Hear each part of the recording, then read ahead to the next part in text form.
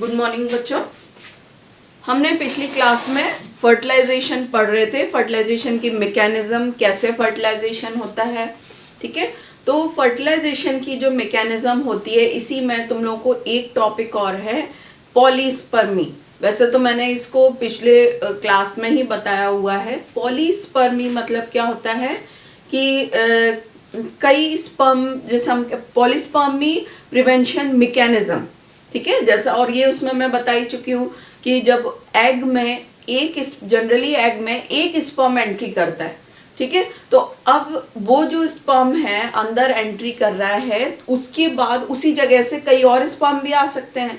तो ये प्रिवेंट कैसे होगा?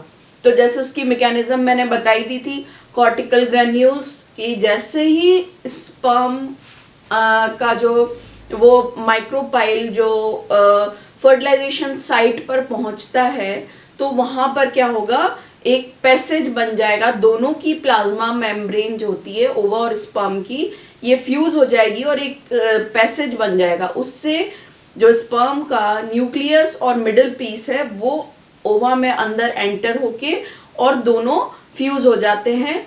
ये जो प्रोसेस होती है फ्यूज होने की, स्पर्म का न्यूक्लियस और ओवा का न्यूक्लियस, ये कहलाती है एम्फीमिक्सिस। ठीक है, इसको हिंदी में कहते हैं उभय मिश्रण। ठीक है, एम्फीमिक्सिस। दोनों का न्यूक्लियर मेम्ब्रेन, जब उसका न्यूक्लियस स्पर्म का अंदर आएगा ओवा के, तो उसका न्यूक्लियर मेम्ब्रेन खत्म होगी, इधर ओवा की न्यूक्लियर मेम्ब्रेन डिसॉल्व होगी और दोनों के क्रोमैटिन नेटवर्क मिल गए और एक नई न्यूक्लियर मेम्ब्रेन बन जाती है। ये कहलाता है जाइगोट। ठीक है, और जो सेंट्रियोल होते हैं वो स्पिंडल फाइबर्स बना लेते हैं। तो वो सेंट्रियोल, और ये सेंट्रियोल किसका होगा? स्पर्म का। ठीक है, स्पर्म का जो मिडिल पीस अंदर आया है उसके सेंट्रियोल जो होते हैं वो क्या बनाएंगे? वो स्पिंडल फाइबर बनाएंगे और वो स्पिंडल फाइबर पर जो क्रोमोसोम है, अपनी अपनी जो उनका पेयर होता है क्रोमोसोम का, वो पेयरिंग हो जाती है। ठीक है, और डिवीजन स्टार्ट हो जाएगा, जैसा हम आगे की यूनिट्स में पढ़ेंगे। तो ये जो प्रोसेस है, fusion of nucleus of sperm and ओवा, ये एम्फीमिक्सिस या उभय मिश्रण कहलाती है। ठीक है, तो इसी के जैसे ही स्पर्म का न्यूक्लियस अंदर आया, कॉर्टिकल ग्रेन्यूल्स ये साइज में बड़े होकर एक मेम्ब्रेन बना लेते हैं, जो फर्टिलाइजेशन मेम्ब्रेन कहते हैं। और उसके कारण क्या होगा, इस फर्टिलाइजेशन मेम्ब्रेन के कारण और स्पर्म उस जगह से अंदर ब्लॉक हो जाते हैं। ठीक है, तो कभी अगर ये क्वेश्चन आता है कि पॉलीस्पर्मी क्या होती है? पॉलीस्पर्मी मतलब कई स्पर्म्स का अंदर एंटर होना। ठीक है, और इसको प्रिवेंट कैसे करेंगे? तो ये प्रोसेस है, तो इसमें आप ये बता सकते हो। ठीक है, इसके बाद इसमें है टाइप्स ऑफ फर्टिलाइजेशन। फर्टिलाइजेशन या निषेचन कितने प्रकार का होता है? तो कई बार हम जैसे अलग अलग हम एनिमल्स आज तक पढ़ते आए हैं, तो उसमें अलग अलग, जैसे हम कहते हैं, एक होता है एक्सटर्नल फर्टिलाइजेशन, बाह्य निषेचन। एक्सटर्नल नाम से क्लियर है, जो भी गैमीट्स होंगे वो बॉडी के अंदर फ्यूज नहीं होते। युग्मक कहाँ फ्यूज होंगे? बॉडी के बाहर। अब वो पानी भी हो सकता है जनरली। ठीक है, तो ये जो गैमीट होते हैं फीमेल की बॉडी के बाहर फ्यूज होंगे और जनरली ये जो रहेंगे पानी वाले जो एम्फीबियंस हो, पानी वाले जो कॉर्डेट्स हो, पानी वाले जो एनिमल्स होते हैं, क्योंकि हवा में और उसमें तो होना फ्यूज बहुत मुश्किल है। तो पानी में जो जनरली जैसे फिशेस हो गई, एम्फीबियंस हो गए, ठीक है, और जो कुछ लोअर कॉर्डेट जो बिल्कुल स्टार्टिंग के हम पढ़ते हैं ना, हेमिकॉर्डेट्स या यूरोकॉर्डेट्स, वो जो लोअर कॉर्डेट है उनमें इस टाइप का फर्टिलाइजेशन होता है। इंटरनल फर्टिलाइजेशन जो है, इंटरनल में क्या होगा, बॉडी जो फीमेल है उसकी बॉडी के किसी भी एक पार्ट में जो गैमीट्स होते हैं, युग्मक होते हैं, वो फ्यूज होंगे। ठीक है, मेल और फीमेल गैमीट फ्यूज होंगे। तो वो जनरली ये सभी टेरेस्ट्रियल एनिमल में ये इसी टाइप का फर्टिलाइजेशन रहता है। सेल्फ फर्टिलाइजेशन, इसको सेल्फ नाम से क्लियर है, स्वनिषेचन। मतलब जो एक ऑर्गेनिज्म होगा उसी के अंदर मेल और फीमेल रिप्रोडक्टिव ऑर्गन होंगे, उसी का स्पर्म उसी के ओवा से फ्यूज होगा। ठीक है, तो ये कहलाता है सेल्फ फर्टिलाइजेशन। तो यहाँ इसको हम एंडोगैमी भी कहते हैं। ठीक है, इसमें जो गैमीट है वो किस एक ही पेरेंट से डिराइव होते हैं, जो युग्मक होंगे एक ही पेरेंट से मिलेंगे। जनरली क्या होता है, एक मेल होता है एक फीमेल होता है, उससे गैमीट आते हैं। बट इसमें क्या होगा, जो दोनों गैमीट हैं वो एक ही पेरेंट में रहेंगे, इसलिए इसे यूनिपेरेंटल कहते हैं। जैसे टीना सोलियम हो गया, फैसियोला हो गया, इनमें इसी टाइप से रहता है। क्रॉस फर्टिलाइजेशन, इसको एक्सोगैमी कहते हैं। ठीक है, क्रॉस फर्टिलाइजेशन मतलब बॉडी के जो क्रॉस फर्टिलाइजेशन की मेल और फीमेल, भले ही उनमें एक ऑर्गन हो, पर एक का जो रिप्रोडक्टिव साइकिल होता है, एक का गैमीट दूसरे के गैमीट से फ्यूज होगा, इसको एक्सोगैमी कहते हैं। ये बायपेरेंटल हो गया। आइसोगैमी फर्टिलाइजेशन, आइसो मतलब क्या हुआ, सेम। तो जब गैमीट्स जो होते हैं स्ट्रक्चर वाइज, मतलब संरचना में, मॉर्फोलॉजी हो गई उसकी, और फिजियोलॉजी जो कार्य उनका हो रहा है, जब वो सब तरीके से सेम होते हैं तो उससे फर्टिलाइजेशन आइसोगैमी कहते हैं, जैसे मोनोसिस्टिस में। ठीक है, एनाइसोगैमी मॉर्फोलॉजी की, मतलब जैसे हम इसका सबसे अच्छा जो एग्जांपल बताया है, हम ह्यूमन बीइंग का स्पर्म और ओवा पढ़ा, तो देखो स्ट्रक्चर में भी दोनों अलग है, स्पर्म और ओवा का फंक्शन भी दोनों को बिल्कुल अलग है। एक मोटाइल होता है, एक नॉन मोटाइल होता है। तो बिल्कुल जब मॉर्फोलॉजिकली, मतलब अपने स्ट्रक्चर के हिसाब से और क्रिया बॉडी के उसके स्पर्म और ओवा की क्रियात्मकता के आधार पर, तो फिजियोलॉजी जब दोनों ही अलग अलग होगी तो वो एनाइसोगैमी कहलाती है। तो ये जनरली ऑलमोस्ट ऑल वर्टिब्रेट्स में से ही रहेगा। एक होता है मोनोस्पर्मिक फर्टिलाइजेशन। मोनो मतलब सिंगल, स्पर्मिक मतलब एक स्पर्म। तो एक ओवा को जब एक स्पर्म फर्टिलाइज करता है तो मोनोस्पर्मिक फर्टिलाइजेशन।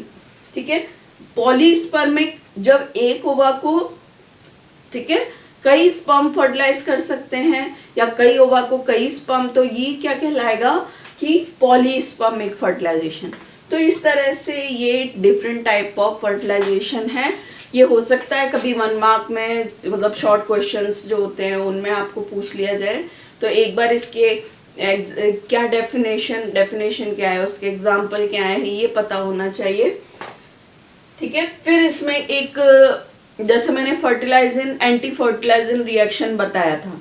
ठीक है, तो हो सकता है कभी उसमें गैमोन्स पूछ लें, तो इसलिए मैं इसमें थोड़ा सा और इसको क्लियर कर रही हूँ कि ये केमिस्ट्री ऑफ फर्टिलाइजेशन, जो निषेचन है उसकी रासायनिकी कि क्या चीज होती है जिसके कारण स्पर्म ओवा तक पहुंचता है और ओवा के ऊपर कई स्पर्म चिपक जाते हैं आके।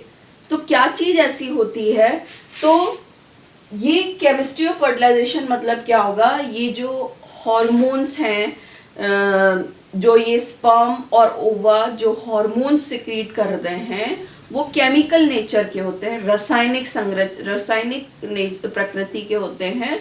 तो ऐसे जो हॉर्मोन्स रहते हैं उनको कहते हैं गैमोन्स। ठीक है, कहाँ से सिक्रीट होंगे, ये स्पर्म और ओवा मतलब गैमीट से सिक्रीट होते हैं ये हॉर्मोन्स, जो केमिकल नेचर के होंगे, इनको कहेंगे गैमोन्स। अब ये जो गैमोन्स हैं ये 2 टाइप के होते हैं, एंड्रोगैमोन्स और गाइनोगैमोन्स। ठीक है, एंड्रोगैमोन्स और गाइनोगैमोन्स। जो एंड्रोगैमोन्स हैं ये कहाँ से सिक्रीट होंगे, स्पर्म से, मेल से। ठीक है, और गाइनोगैमोन्स जो होते हैं ये फीमेल से सिक्रीट होते हैं, मतलब उसके ओवा से। अब ये दोनों भी 2 टाइप के होते हैं, एंड्रोगैमोन्स, एंड्रोगैमोन 1 और एंड्रोगैमोन 2। वैसे ही गाइनोगैमोन जो होते हैं वो भी 2, गाइनोगैमोन 1 और गाइनोगैमोन 2। ठीक है, 2 टाइप के दोनों हॉर्मोन्स 1 और 2 होते हैं। ये तो होंगे स्पर्म से सिक्रीट, ये होंगे ओवा से सिक्रीट। अब इन सब का फंक्शन अलग अलग है। जो एंड्रोगैमोन 1 है ये क्या करता है, ये स्पर्म की एक्टिविटी को स्लो करता है।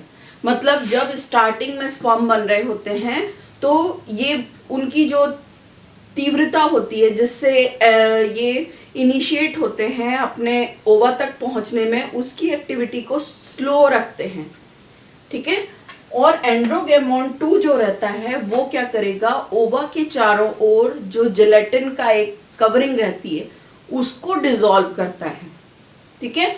तो जब डिसॉल्व करेगा तभी तो स्पर्म का न्यूक्लियस और प्लाज्मा मेम्ब्रेन डिसॉल्व होगी, तो जेलेटिन की कवरिंग को वो डिसॉल्व करता है। और ये इंपॉर्टेंट किस लिए एंड्रोगेमोन 2, फर्टिलाइजिंग हार्मोन के लिए, ठीक है। फर्टिलाइजिंग हार्मोन का फंक्शन बताइए। सो गायनोगेमोन अगर हम देखते हैं, गायनोगेमोन 1 और गायनोगेमोन 2, गायनोगेमोन 1 जो होता है ये कहां से, ओवा से सिक्रीट हो रहा है। तो ये क्या करेगा, जब ये सिक्रीट होता है तो एंड्रोगेमोन 1 का जो सिक्रीशन है उसको कम करता है। इसको कम करेगा तो क्या होगा, ये जो स्पर्म की एक्टिविटी बढ़ जाएगी, ठीक है, क्योंकि ये हार्मोन क्या कर रहा है, स्पर्म की एक्टिविटी को स्लो कर रहा है। तो ये ओवा से जो गायनोगेमोन 1 सिक्रीट होगा वो एंड्रोगेमोन 1 की एक्टिविटी को स्लो करेगा। जैसे ये सिक्रीट हुआ उसके स्लो होने से स्पर्म की एक्टिविटी बढ़ गई, ठीक है। तो एक तरीके से गायनोगेमोन 1 का ये काम हो गया। और गायनोगेमोन 2 जो होता है जब वो सिक्रीट होगा ओवा से तो वो क्या करेगा, जो कई स्पर्म होते हैं उनको ओवा पे स्टिक करता है, चिपकाता है। तो इसलिए ये जब सब हार्मोन एक साथ काम करते हैं तब ये रिएक्शन होती है और स्पर्म और ओवा फ्यूज होते हैं, ठीक है। तो ये सारा इसलिए कहा जाता है कि जो फर्टिलाइजेशन है केमिकल मैकेनिज्म है, जिसमें या तो फर्टिलाइजन एंटी फर्टिलाइजन रिएक्शन हो रही है, या हम ये कह सकते हैं कि इसके गैमोन्स के कारण ये प्रोसेस हो रही है। तो अब क्वेश्चन आप पढ़ो इतना सब और फिर क्वेश्चन किस चीज पर आता है वो आपके डिपेंड हो सकता है। फर्टिलाइजेशन का क्वेश्चन पूरा भी आ जाए कि जिसमें आपको सब चीजें समझानी है, तो उसमें ये सब बता सकते हो, स्टेप्स बताते जाओ, इनके बारे में बताते जाओ। और डायग्राम तो मस्ट है ही, हर एक के साथ आपको डायग्राम बनाने ही बनाने हैं। क्वेश्चन आपके शॉर्ट क्वेश्चन भी आ सकते हैं कि ये एंड्रोगेमोन्स क्या होते हैं, या गैमोन्स क्या होते हैं, या पॉलीस्पर्मी क्या है, ठीक है, फर्टिलाइजन एंटी फर्टिलाइजन रिएक्शन क्या है, केमिकल लॉक किससे होता है। तो इस तरह कई क्वेश्चन बनते हैं। तो इतना सब पढ़ने के बाद एक बार बुक से जरूर रीड करना, और जहाँ एक्स्ट्रा कुछ लगता है आप उसको लिखना, ठीक है। तो ये तो हो गया फर्टिलाइजेशन कंप्लीट। फर्टिलाइजेशन की इम्पोर्टेंस, ये भी इम्पोर्टेंट एक क्वेश्चन है, सिग्निफिकेंस ऑफ फर्टिलाइजेशन या महत्ता। तो जैसा कि हमें पता है एसेक्सुअल रिप्रोडक्शन जो होता है तो उसमें क्या होता है, कोई वैरायटी नहीं प्रोड्यूस हो सकती। वैरायटी प्रोड्यूस नहीं होना मतलब क्या होता है कि उसमें कोई फ्यूजन ही नहीं होता स्पर्म और ओवा का। एक ही ऑर्गेनिज्म के उसी के जो ऑर्गेनिज्म होता है उसी से नया ऑर्गेनिज्म बन रहा है। तो जो सेल का स्ट्रक्चर या न्यूक्लियर स्ट्रक्चर होता है वैसा का वैसा कॉपी हो जाता है, ठीक है। तो ये जो प्रोसेस है हम कहते हैं इसको फर्टिलाइजेशन की प्रोसेस में डिप्लॉइडी मेंटेन होती है, मतलब द्विगुणिता। हम कहते हैं ना स्पर्म और ओवा ये हो गए हैप्लॉइड, और इनसे डिप्लॉइड जाइगोट बना। यही डिप्लॉइड जाइगोट क्या करेगा, आगे जाके एक द्विगुणित ऑर्गेनिज्म बनाता है। तो पेरेंट्स डिप्लॉइड थे, उनका बेबी जो हुआ वो भी डिप्लॉइड हो गया। तो ये कैसे हुआ, डिप्लॉइडी मेंटेन हो रही है, ठीक है। इसी के कारण जो गुणसूत्र या हम कहते हैं क्रोमोसोम जो होते हैं वो नंबर फर्टिलाइजेशन के कारण ही अपने पेरेंट्स के समान उसके बेबी में होते हैं, ठीक है। क्योंकि अगर वो दोनों फ्यूज नहीं होंगे तो क्रोमोसोम नंबर सेम नहीं होगा, ठीक है। इसी फर्टिलाइजेशन के कारण जो मदर और फादर के जो क्रोमोसोम्स हैं उनके गैमीट्स फ्यूज होते हैं, वो क्रोमोसोम्स फ्यूज होते हैं। तो रिकॉम्बिनेशन क्रोमोसोम का होता है, एक नया कॉम्बिनेशन बनता है, उसके नए कैरेक्टर्स उसके कारण आते हैं, ठीक है।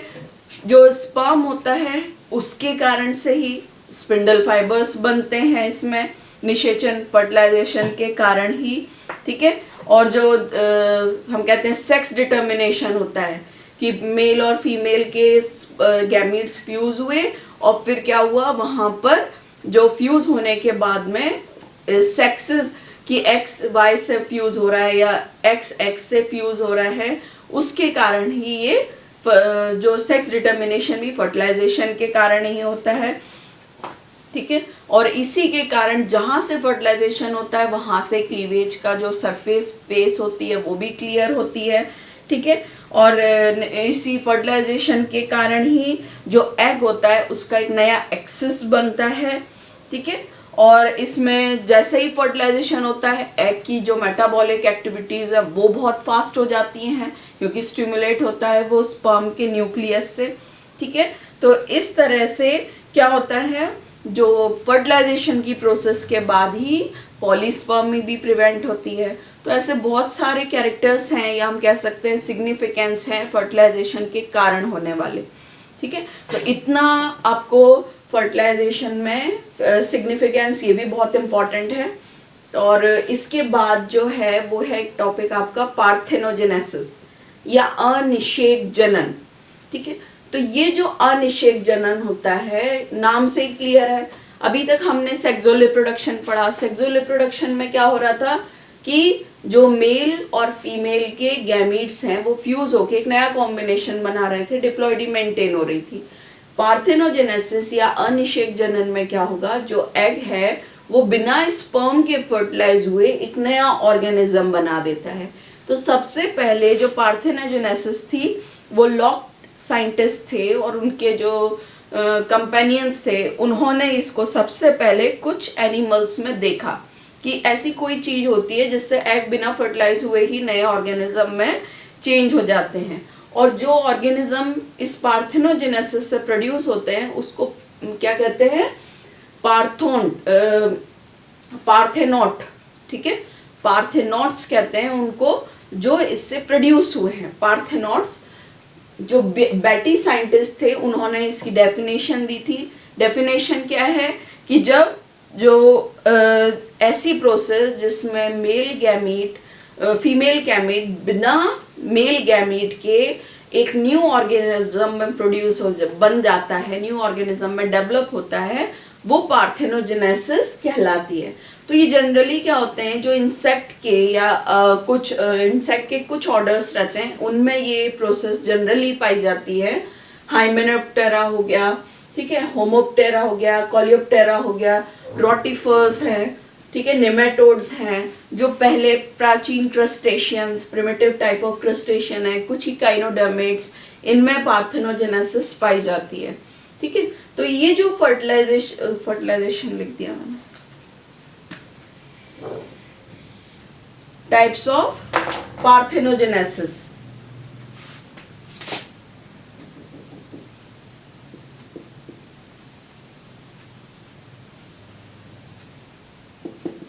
ठीक है, टाइप्स ऑफ पार्थेनोजेनेसिस। तो ये जो अनिषेक जनन होता है ये दो टाइप का होता है, ठीक है। एक होता है आर्टिफिशियल, कृत्रिम, जो चीज हम डेवलप कर रहे हैं, और एक होता है नेचुरल पार्थेनोजेनेसिस, प्राकृतिक अनिषेक जनन।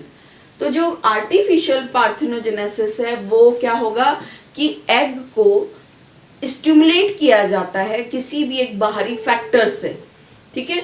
वो फैक्टर केमिकल भी हो सकता है, मैकेनिकल भी हो सकता है, कुछ भी हो सकता है। तो जब एग को स्टिमुलेट किया जाता है क्लीवेज, विदुलन के लिए, और न्यू ऑर्गेनिज्म में प्रोड्यूस होता है, ये कहलाता है आर्टिफिशियल, ठीक है, अप्राकृतिक पार्थेनोजेनेसिस।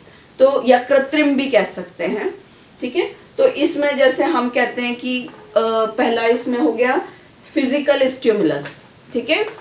जो हम बता रहे हैं इसमें फिजिकल स्टिमुलस में क्या हो जाएगा, जो जैसे हमने फिजिकल में आपको फिजिकल फैक्टर कौन से हो गए, टेम्परेचर हो गया, प्रेशर हो गया। अगर आप इसमें कुछ जो बिल्कुल एग को स्टिमुलेट करने के लिए रिक्वायर्ड टेम्परेचर है वो अपन ने दे दिया, या हमने उसको एक पर्टिकुलर प्रेशर दे दिया, या कोई एक इलेक्ट्रिक स्टिमुलस दे दिया, उसके कारण वो एग जो हो गया स्टिमुलेट हो गया। तो ऐसा स्टिमुलस फिजिकल स्टिमुलस कहलाता है। केमिकल स्टिमुलस में क्या होता है कि उसको जो एग है उसको किसी एक केमिकल में रख दिया। अब ये पोटेशियम क्लोराइड हो गया, कार्बन डाइऑक्साइड हो गए, कोई वीक एसिड हो गया, बेस हो गया वीक, ठीक है, ब्यूरिक एसिड है, ऑलिक एसिड है।